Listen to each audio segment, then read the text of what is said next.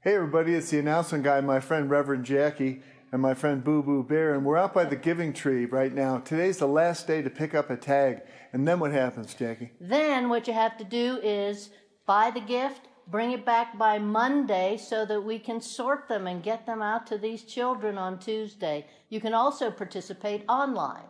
Go to our website and give a donation in our Santa shop. Thank you so much for supporting the Giving Tree.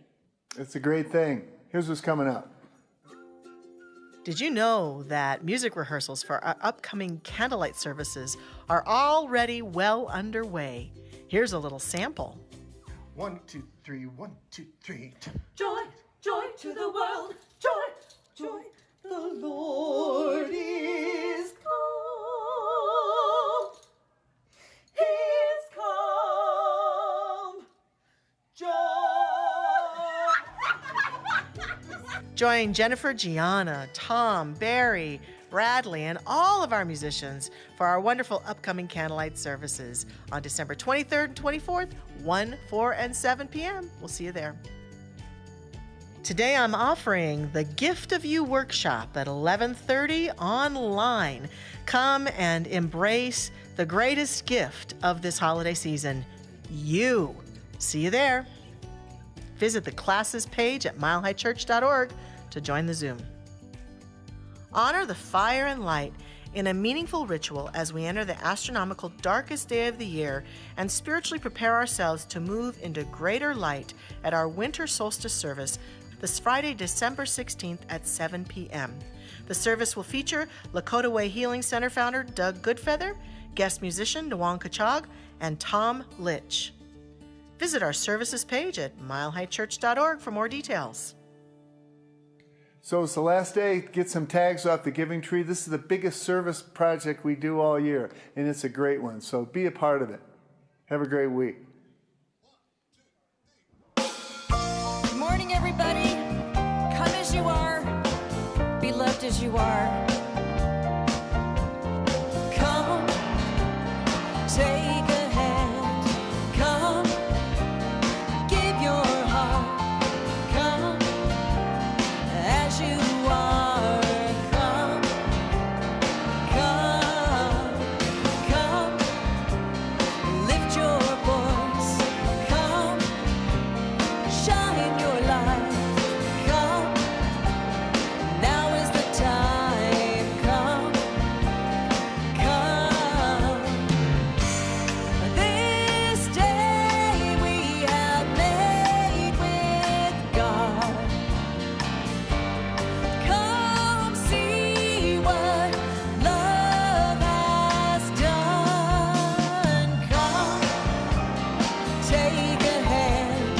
Come, give your heart. Come, as you are. Come, come, come. Lift your voice. Come, shine your light. Come, now is the time. Come, come. As we gather in this sacred place, Spirit meets us face to face. Come, give your heart. Come, give your heart. Come, as you are. Come, come, lift your voice. Come, shine your light. Come, now is the time. Come, come, come, come, come,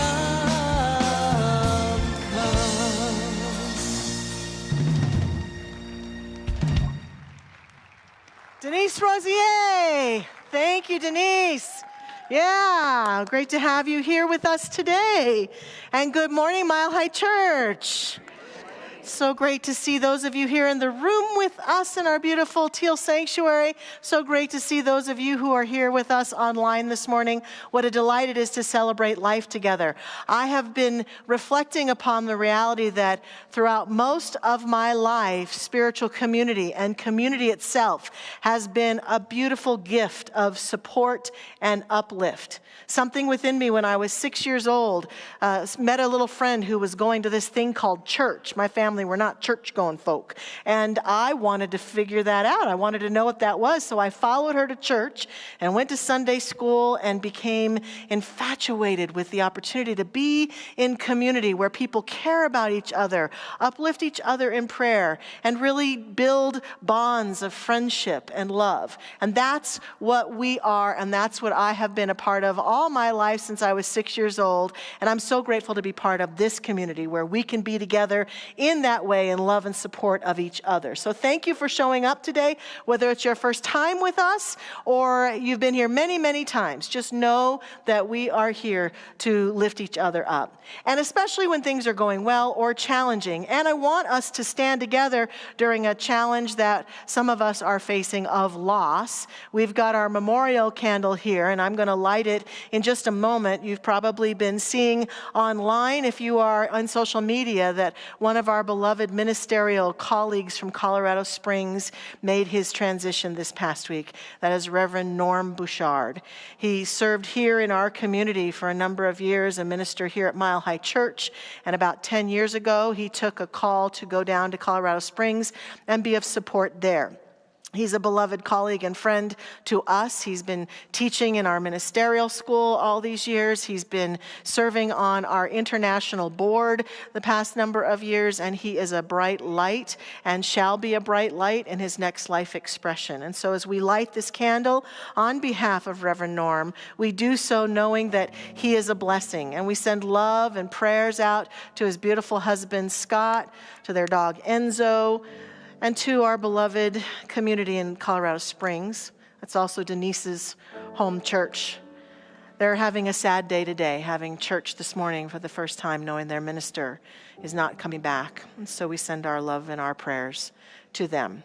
And as we go into prayer this morning, we invite you to enjoy the song that we sing together, that we can commune through music, enjoy the quiet moments of silence that we spend together, and then allow yourself to be bathed by the beautiful prayer that Reverend Jackie Harris leads us in this morning. We are so blessed to be together. Let us begin.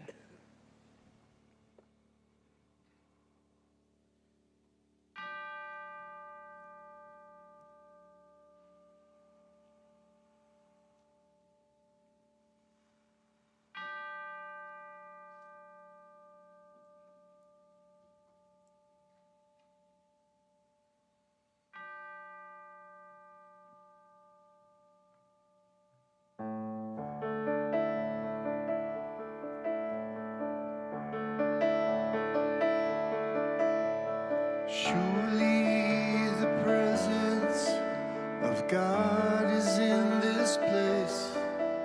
I can feel the mighty power and the grace. I can hear the brush of angel wings. I see glory on each face. Surely the presence of God is in this place.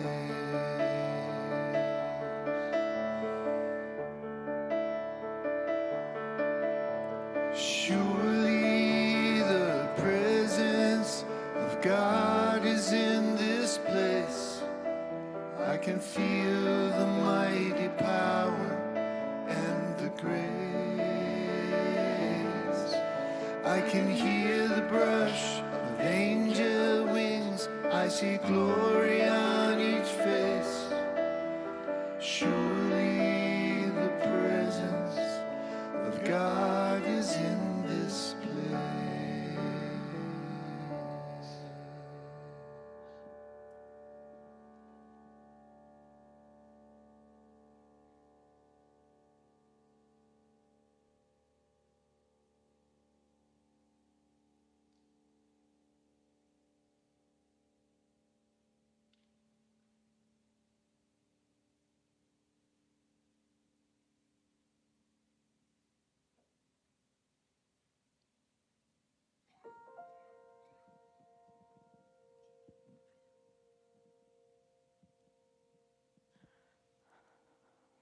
Ah, yes, we feel the presence of God in this place, this beautiful domed sanctuary full of such energy that brings us alive every Sunday.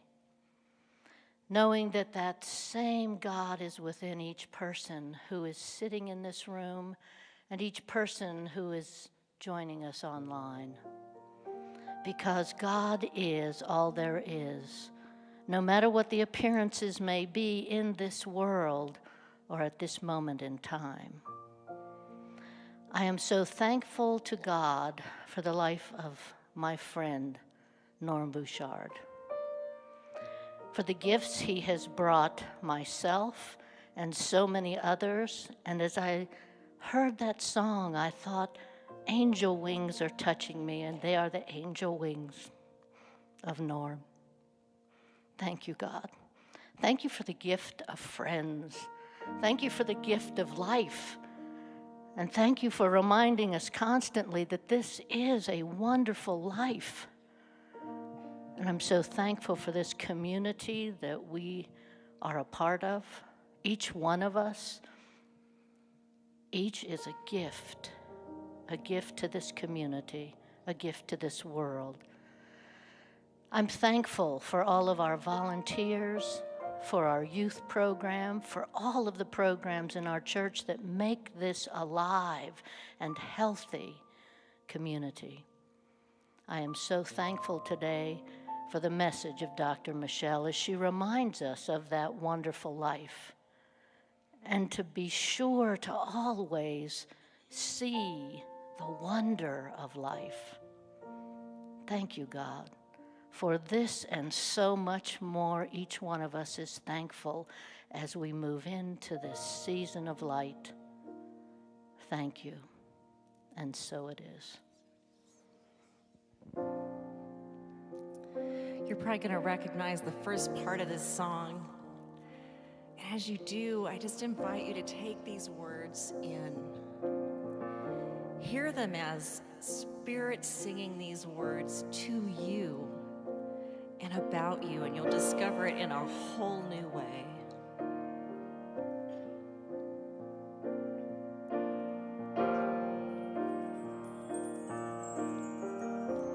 You are so beautiful to me. You are so beautiful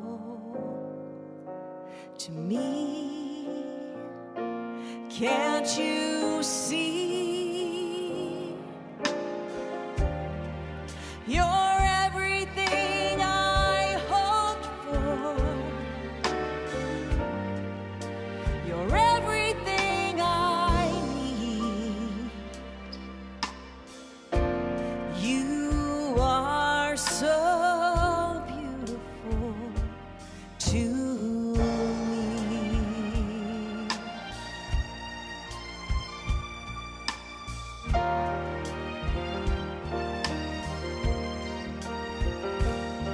Spirit in me,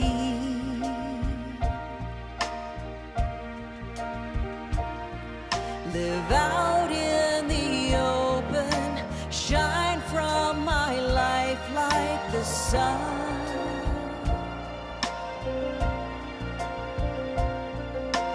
Give of your goodness, conquer the darkness, Spirit of light and love. Spirit, Spirit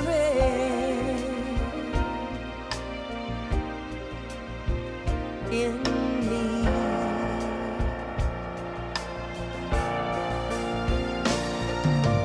Give through me, speak through me.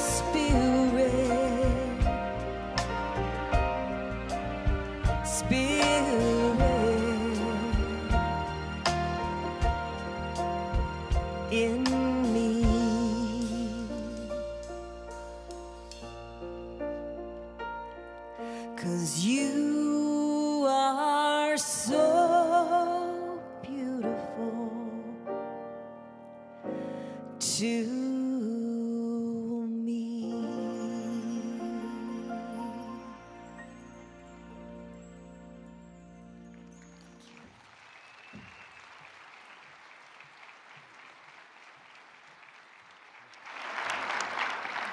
Today's inspirational thoughts come from Pope John the 23rd. Mankind is a great and immense family. This is proved by what we feel in our hearts at Christmas. And from Mother Teresa, it's not how much we give, but how much love we put into giving. And finally, from Valentine Davies, from Miracle on 34th Street, Christmas isn't just a day, it's a frame of mind.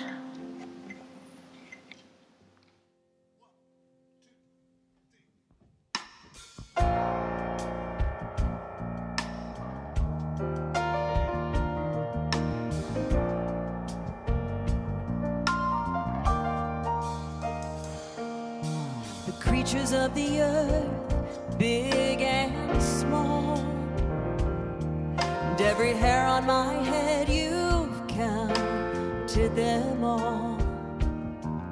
The secret of the stars and the mysteries of Mars are nothing for you to solve.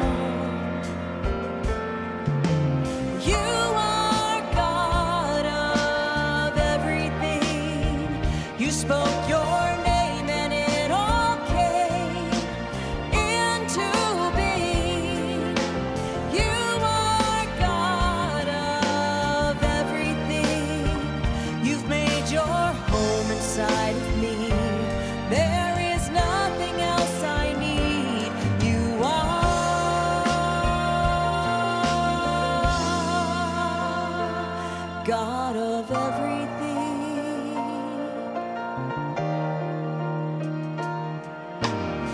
Of time moves like shifting sand, but I am steadied by perfect hands.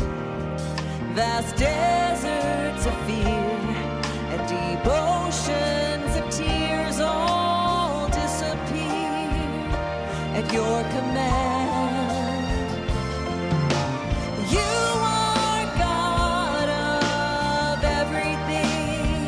You spoke your name and it all came into being.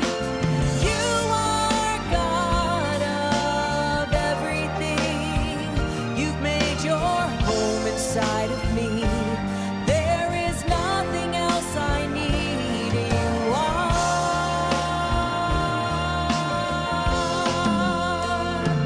God of everything. Oh, the wonder of wonders, you are.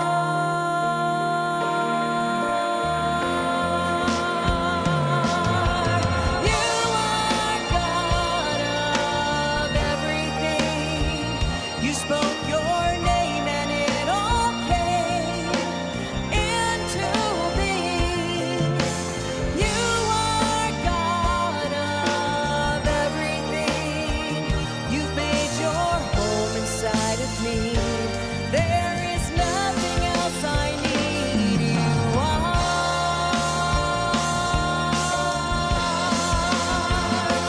God of everything. God of everything. God of everything. God of everything.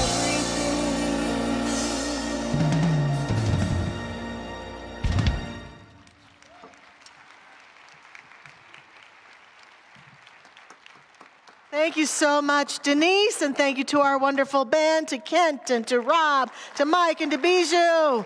What a joy. Hey, and good news, Denise has brought her product, so you can take some Denise Rosier music home with you.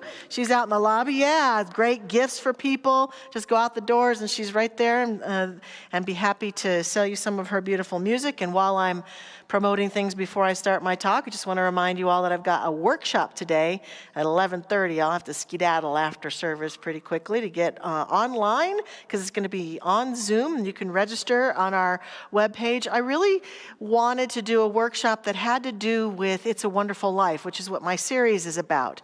And that whole notion of if you hadn't been born, we wouldn't be missing you. And a lot of people would be missing you. And it's an opportunity to embrace the gift that we are and that we've contributed to life. And so it's an hour and a half on a love offering basis. Come and be with me and enjoy embracing the gift of you, being comfortable in your own skin, and being the gift that you are as you go through the holiday season. So look forward to seeing some of you later on Zoom. And as I said, we're doing this two-part series on the movie It's a Wonderful Life, starring you. We started last week by the conversation was the wonderful aspect of life, and we talked about unconditional wonder at living and how to embrace that. Talked a lot about the George Bailey story and the movie It's a Wonderful Life. Many of you told me that you've gone out to rewatch or watched for the first time the movie in this past week, so that's good to know.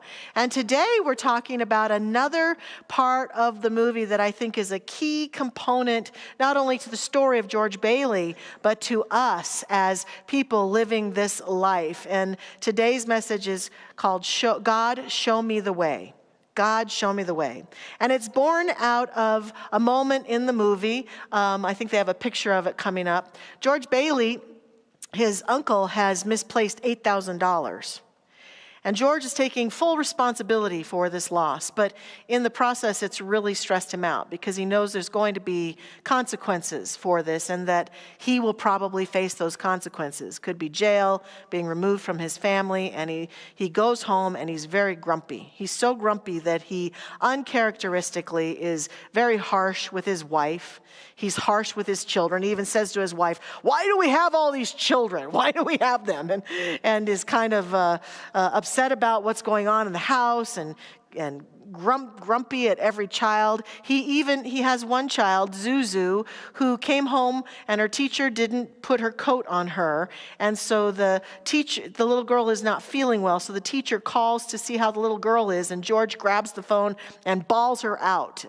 And he gives her a hard time for not helping his daughter put her coat on. And what's wrong with you teachers? And blah, blah, blah, blah, blah. And he's really upset. And his wife finally tells him to leave. And so he leaves and he goes to a bar to have a drink.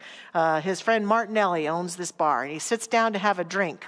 And in that moment, he has this desperate moment as he's drinking this drink, and he doesn't know what to do. And he basically says, "I'm not much of a praying man, God, but please show me the way. Show me the way." And Mr. Martinelli gets up and says to him, "Mr. Bailey, go home. You've had too much to drink."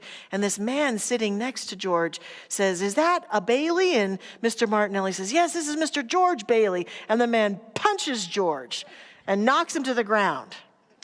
And it turns out that's the husband of the teacher that he had bawled out. Oops. But George says, I got an answer to my prayer. I prayed and I got punched in the face. An answer to prayer. Has that ever happened to you? Maybe you didn't get punched in the face, but maybe what you thought was going to happen didn't quite happen. And it's a key moment when George interprets this to the answer to his prayer. I know that feeling when I've prayed for something fervently and it's not happening and things aren't happening or something the opposite happens or something worse happens and I can't believe it and I wonder. And this takes me into a whole wanting of exploration of that prayerful stance. You may have noticed if you've been around here for a while, that we pray a little differently. Or even if you're brand new today, you might have noticed that Reverend Jackie's prayer, a little different than the traditional way people tend to pray. Most prayers in a lot of traditions are that kind of talking to something out there, please God, show me the way. And our teaching has at its core, when it comes to God and to prayer, a belief that whatever God is, it's not just out there, some guy in the sky, listening to prayers and answering some and not answering others and giving goodies to others and punishing others.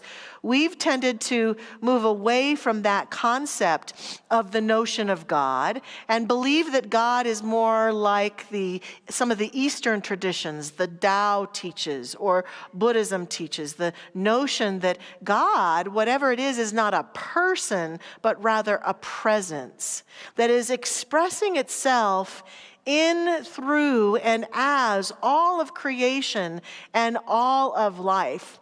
And therefore, when we use prayer, in our world, in our teaching, the most effective way to pray is a prayer of alignment, a prayer where we know that every moment of our life, this life is co-creating through us, and that our thoughts and our ideas and our attitudes and our energy become the container through which this energy creates itself. So therefore, we don't see prayer as a, hey, will you please do this goodie for me? Just do this for me and I'll do that for you. Or do this for me and I promise I'll never do that again. We don't see it necessarily that way. It's more affirmative. It's more aligning. And I also personally believe there's never a wrong way to pray. Even though I believe fervently and passionately in this affirmative kind of prayer, I believe that every faith tradition, as long as a prayer is uttered that is seeking to do more good or seeking to right something that we don't feel good about or seeking to align us with healing or wholeness or greater good, it can't be wrong. It can't be bad. And that all prayer from all faith traditions is good because prayer in and of itself is an attempt on the part of the prayer to connect with the God of one's understanding and to feel that connection in partnership to forward the momentum of their life in a certain way. And so while we may never necessarily go, God, please do this, I certainly have had my moments, even in my aligned prayers, where my prayer in that moment has been, show me the way. Show me the way.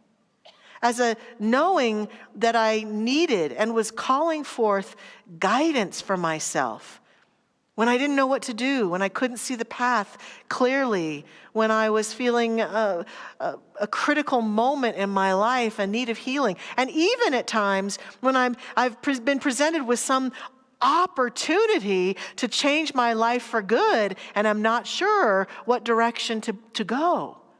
Show me the way. What is the way that is unfolding for us right here and right now? And so it's really about that coming into alignment and choosing to say, I accept guidance. Ernest Holmes, the founder of our teaching, says very clearly, it is not the form of the treatment which you give or the prayer which you make that gives it power. Rather, it is your faith. And that is the key. So George Bailey is desperate in that moment. And yet he has a lot of faith. And then what happens is fascinating because the whole story is about how God sends him a guardian angel, Clarence Oddbody, to help him out. But what does George do? After he's begged to be shown the way is presented, he rejects it. Yeah, there's no such thing as guardian angels. Who is this little man who's sitting next to me? What is he trying to show me? And I reflect on this too, and invite us all to take a look at those times we've desperately asked for prayer, for a solution. And then a door opens, and we go, oh, well, not that door. God, show me the way. And then an opportunity, well, not that. No, that I could never do that. I'm not good enough for that. That's not the right way, I'm sure. It reminds me of that wonderful teaching story about a man whose town is flooding. And so he climbs in his church to like the third story, and the water is coming up higher and higher, and a boat comes along, and they say to the man, get in the boat, get in the boat. And he says, no, God will save me. And the boat goes on, and the water's getting higher and higher, and the man climbs, and he's hanging off the steeple of the church, and a helicopter comes, and they say, get in the helicopter, get in the helicopter. And the man says, no, God will save me. And the water rises, and the man drowns. And then he's in heaven, and he's in the presence of the divine, and he says, God, why didn't you save me? And God said, I sent a boat and a helicopter. Sometimes we're like that, aren't we? Yep. We want to be shown the way just as long as it's the right conditions and the way I want it to be shown to me, and it doesn't cause any risk, and I don't have to get out of my comfort zone, and it doesn't involve some weird little angel showing me stuff. Right? Conditional prayers. And what we're talking about today is the courage not only to pray. I think prayer is a cornerstone of the life of a spiritual being, that we learn how to pray, and we speak our prayers, and we do our prayers, and we get prayer support from practitioners and prayer partners, and we make prayer a cornerstone of our life. But a huge part of allowing prayer to work for us is then to move forward after we've prayed, to watch what happens. This reminds me of last week I talked a little bit about in 2008 when I was in Arizona ministering to the New Vision Center there, and the housing market had a huge crisis. And the giving in our church dropped dramatically because people were really scared about the economy. And I had my George Bailey moment I told you last week, where I realized the church had an insurance policy, and just like George, I realized I might be actually worth more dead than alive. And then my guidance, thank goodness, said, no, that is not the path. And so I watched this movie. And when I watched the movie, I got inspired. And I realized in that moment where George prays, and then he gets guidance, that the key that I needed to do right then and there in that moment of crisis was to pray like never before. And the way I kept seeing it is that I knew that I would do my prayer work, and then I would partner with the leaders in my church, and that as doors opened, we would walk through them and we would see what happened. And a door opened almost immediately as a member of the church came and said, I found a church that's for sale. And it was like, ooh. And then we went to the banks, and the bank said, we are not lending to churches, unless you would like to pay 50% interest, or whatever it was at the time. It was crazy. It seemed impossible. And we were a little bit nervous about that, but we kept praying. And then the landlord said, well, I'm not letting you out of your lease. That's not going to happen. And so we kept praying and listening to our guidance. We did individually, collectively. Sometimes people gave me advice, quite frankly, board members or other business people, and my guidance was, nope, that's not what we're supposed to do. And somehow we followed our guidance. We found a lender. I will take full responsibility. I don't know if you've noticed this or not, but I can be a little charming occasionally.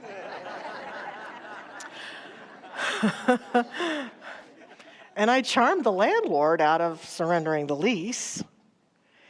And then the congregation approved it. We moved forward, and it took us a long time, almost a year. Throughout that year, people kept giving and kept us going financially. And before we knew it, we were closing on the building. We were, right as we got up to the closing, we were short the money we needed. And we prayed for guidance. And out of the blue, an angel investor showed up who wanted to remain anonymous, who brought all the money to the table that we needed for the closing, for all the closing costs. We purchased that building. The church that had owned it previously was downsizing, and they said, we're going to leave you some stuff. And we said, okay. Oh, they left so much stuff. And we moved in during the Christmas season, and our goal was to have our first service be Christmas Eve candlelight services. But we had a mess on our hands. We had so much to clean up and lights to install and a sound system to get going. And we had people there 24/7 for days. And I'll never forget that feeling on Christmas Eve as we stood there for that candlelight service. And I knew that we as a community had walked our talk. We had listened to guidance.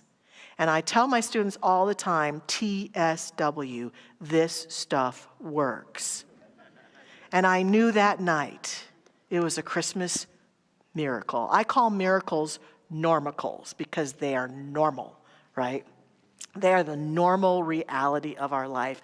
But it was amazing. And what I know we did is we prayed and we walked through the doors. And we prayed and we walked through the doors. And I'm calling all of us today in our life, whatever state our life is in now, to do the same thing, to pay attention, to do the prayer work, and then keep your eyes open. Because just like that angel investor showed up at the last minute, there's, I think, angelic presences and opportunities all around us. Now, I am on the fence, let's talk about angels, about if there are Clarence odd bodies assigned to each one of us or not. I remember having a radio show in Arizona, and I interviewed a woman who was all about angels. And I left the interview, quite frankly, a little skeptical. Are there angels or not? And I was meditating for guidance about angels. And here's what I got. If you don't believe in angels, they can't help you. It was kind of like what my mom's been telling me about Santa all my life. Keep believing, and Santa shows up. And she's right. She's absolutely right. And so I've been experimenting with that notion. And in fact, one of the most popular lines, if not the most popular line from the show, is all about Clarence Oddbody. Every time a bell rings, an angel gets its wings, right? We see it everywhere. Angels are part of the history of humanity. If we look into the Judeo-Christian Bible, we see lots of references to angels and angelic forms in many sacred texts. And so angels may be an important part of life. Here's what our founder, Ernest Holmes, says about it. He says, there is a divine self. The Hindus called this Atman. It has been called Buddha. The Gita called it Krishna. And the Bible calls it Christ. Socrates called it his spirit or his daemon, which he said accompanied him through life. It is through an intuitive perception of this incarnated presence that the idea of a guardian angel arose. And so I think, I've come to believe there are many forms that angels might take in our life. So my first task to us is have a prayerful life. When you pray, open your eyes, pay attention, because opportunities might show up and angels might show up. Angels show up in the form of people who can support us in our efforts. But in order for those angels to do their work, we've got to be receptive, don't we? So the second step here is being receptive to angels, not saying, oh, I don't need any help. Show me the way, and someone comes up to help you to do that or get the way done, and you say, I don't need any help. The hand goes up, right? Many of us, when it comes to the universe, we're like this.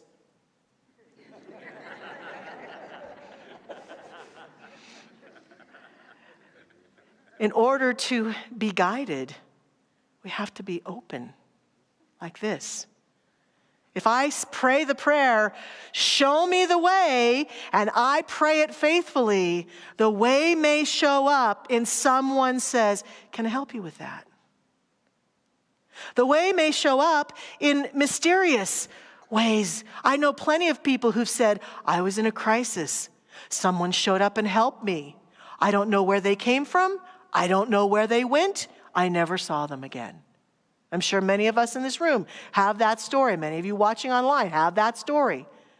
Angels show up in the presence of of open-minded hearts that say, I'm here with you, I love you, I care about you, I know you can do it, and cheerleaders who say, I don't know what the solution is, but I know the solution is unfolding. They show up in prayer partners and practitioners. They show up in people who can support us in so many profound ways. They show up as philanthropists and friends and spiritual teachers and mentors. They also, by the way, can show up as tormentors. As I look back on my life, some of my most powerful angels were the angels who rejected me, or who changed or walked out of my life or passed on suddenly and caused me to have to go a different direction. And I look back onto a meme I saw recently. It said, it's not always rejection, it's redirection. That's part of what angels do too. Is through their absence or through their stepping away, sometimes we then are redirected in certain profound ways. And in the last few years, having lost so many people who've crossed over into the next plane, I can feel their presence still in my life, and I can hear their voice sometimes guiding me. My own father, my stepfather, my sister. She's kind of bossy sometimes, but she was that way in life too.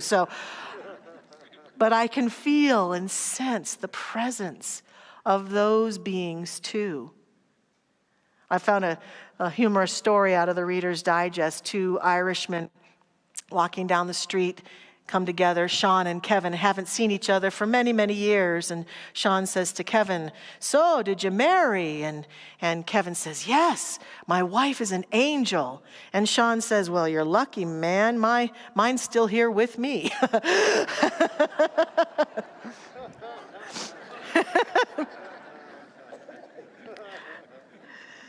If the definition of angel is a presence that guides, supports, or helps out when needed, we are surrounded by angels, I think, in every realm, in this realm and the realm that is beyond. And accepting that and being open to that is a huge part of what supports us. It supported George Bailey in his journey, and it supports us. And even the angelic voice within us, possibly. Ernest Holmes also says there is a guardian angel that accompanies everyone through life. It is the angel of God's presence in that person. It is his spiritual nature. And so I think the next step for us is to stay awakened to our own guidance. Stay awakened to our own guidance. That's important for us to be clear and calm and in the flow, and to allow our guidance to deepen every time we listen. My friend Reverend Karen Russo used to use a word I never liked, but I found it's very true. She used to say, we have to be obedient to our inner guidance. And I admit I'm not the most obedient person on the planet, but I have learned to be obedient to that inner voice in the smallest of ways and in the biggest of ways. And the more obedient I am, the bigger that voice grows. And it grew recently very tremendously. I was in Egypt, and I came back just about a month, not quite a month ago now. And many of you have said, tell us stories about Egypt. What was it like? And I won't tell you everything today because we don't have time, and I got to go do a workshop. Did I mention that? And I do have one story today, though, that started the whole thing out. I have a picture of one of my first days in Egypt.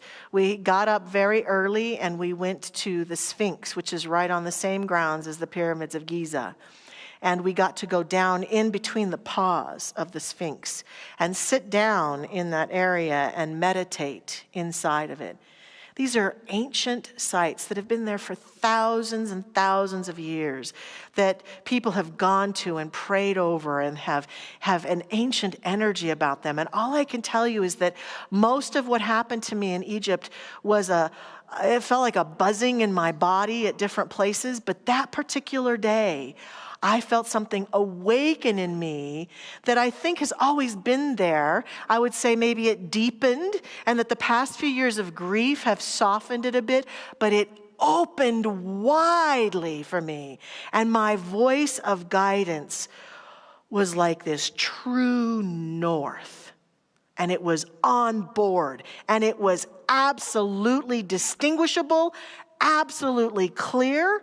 And it was beautiful and brilliant. And the return of it caused me to feel that connection that I've felt here and there over the years, but now it was like solid and constant. And it was with me for the rest of the trip. And it was with me, as I say, in big ways. There were times when we went someplace and my guidance was, don't drink that drink or eat that food, and I didn't, and others did and maybe didn't fare so well from it. But I knew my body wasn't supposed to have that, wasn't supposed to do that. To everything from everyone's going shopping and my voice is saying, no, you're staying home and meditating for 10 hours. Okay. I listened, I obeyed, I was obedient, and it has made all the difference. And now that I'm here back in my daily life and the work that I do, so much guidance in every realm of my living. And what I know is as we're heading into our lives every single day of the year, or we're heading into the holiday season, we're sometimes hungry for guidance. I urge us to stay awake to our own inner guidance. It might be that we are saying, show me the way to be with my family this holiday season. Show me the way to be connected to life, though I'm sad because I've lost a loved one or my life has changed dramatically. Show me the way because I'm up for healing in my heart or in my body or in my relationship with so-and-so. Show me the way.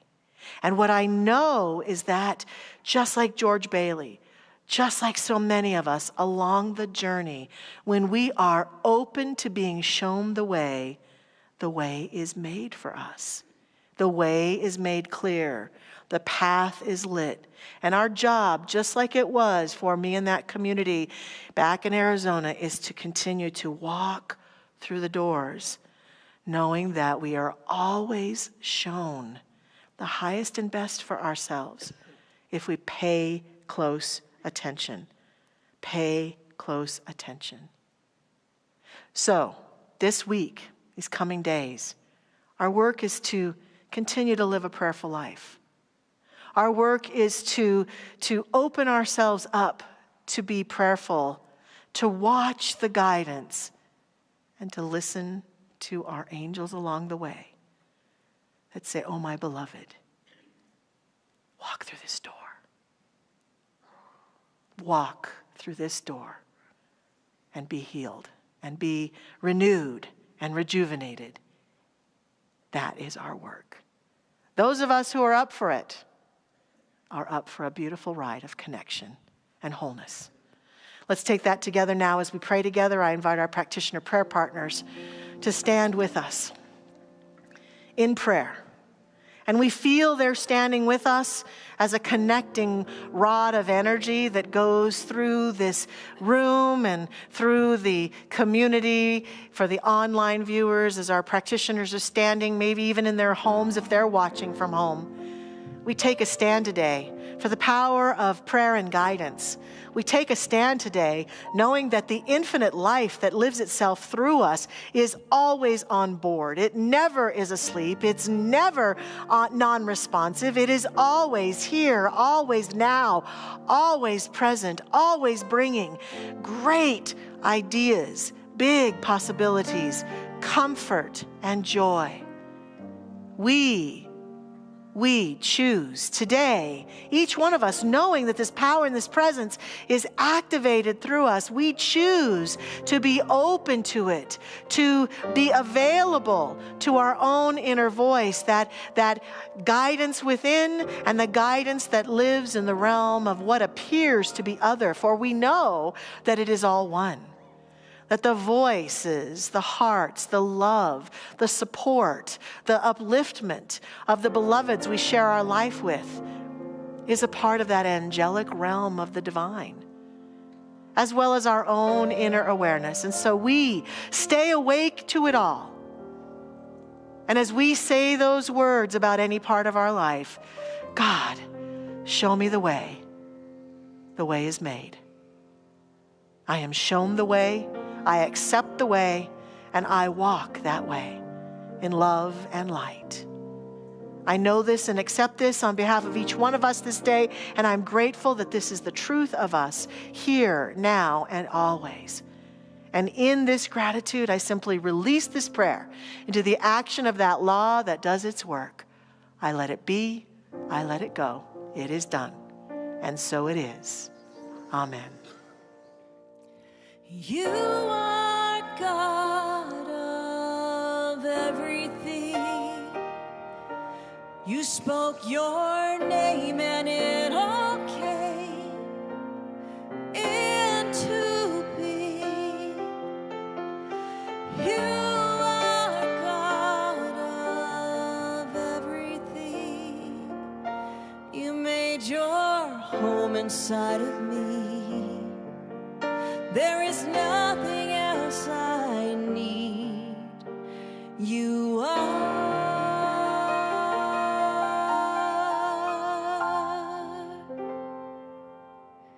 God of everything.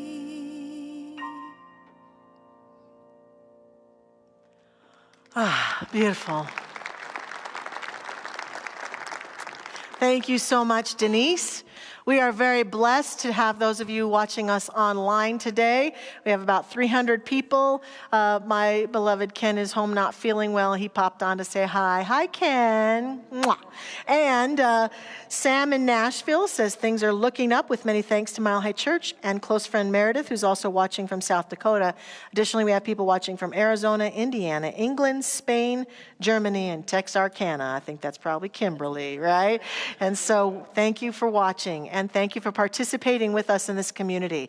It's a joy to be able to listen to our guidance when it comes to giving and sharing. We had some wonderful quotes that Reverend Jackie read about the power of giving, and so we invite you to listen to that guidance now as we step into giving and sharing of our tithes and offerings. The ways that you can do that are listed on our screen, listed on your screen if you're watching online. So there's many ways to give, including texting to give. Our ushers are going to pass baskets in the room, plus we have containers out in the lobby, and we have machines over in the guest services counters. And so whatever way is best for you today, we welcome and are so grateful for your abundant and generous giving. And as we enter into that activity, let's say our affirmation together. So please say with me, divine love as me blesses and multiplies all that I am, all that I have, and all that I circulate. And so it is.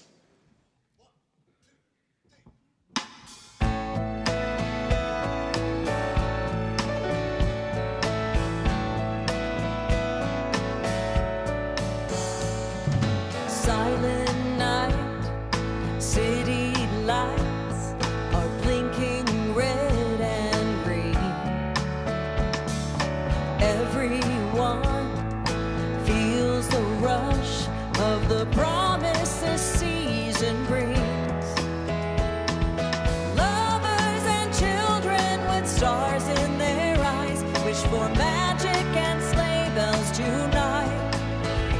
And while everyone dreams of their own sweet surprise, I'm waiting on your evening flight.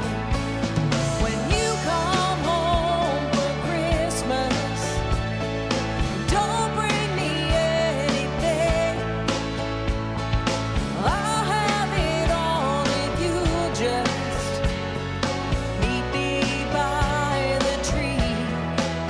No ribbons and bows or paper made of gold. All I want is you to hold when you come home for Christmas. Old voicemails and picture trays, that string of notes you signed. They're like a pack of time stamps night. I won't be missing 5 golden rings, and I don't need a turtle dove. Just one moment of grace when I see your face and you tell me you're here to stay. When you come home for Christmas, don't bring me anything. I'll have it all if you just meet me by the tree.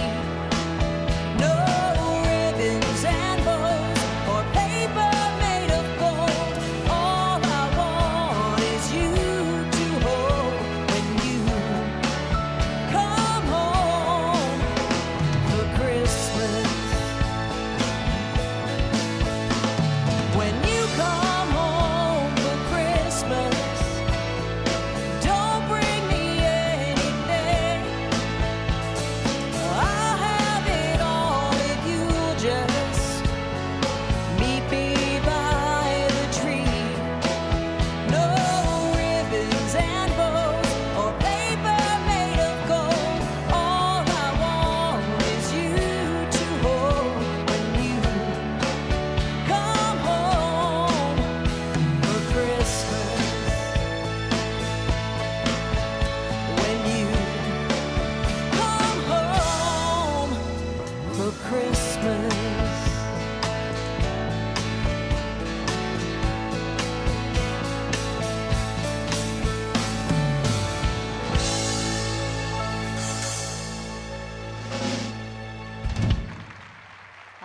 Thank you, Denise, the Mile High Band, Dr. Michelle. And for those of you online, you applause this way. I'd like to hear more applause for this wonderful service today. Yes. If you are in the room and you're new to us, please stop by our Welcome Center. I'd love to greet you there. You may also what do we do? Our online folks, you can join if you're online. Yeah. Just know that you can become a member of Mile High Church even if you're in Spain. So keep that in mind.